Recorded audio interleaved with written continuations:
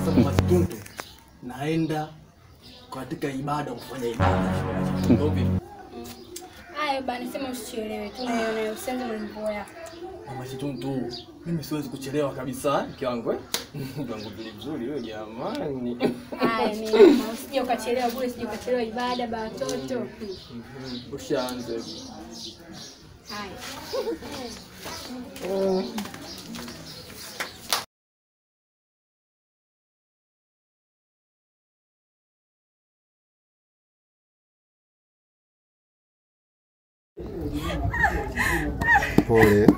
Pole baby.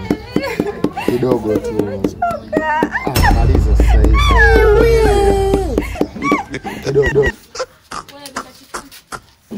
Haya, hapo unafanya nini? Ndio kanisani hapo Unajua nini mke wangu? Mimi sijui kusoma Kiingereza. Sasa nimekaa hapa na sitaki Kiingereza. Niache. What is this? No. Sasa nikamie sasa hapa nikae nijifunze Kiingereza. Haya njoo. Twende na mimi ndani ukanifunze Kiingereza.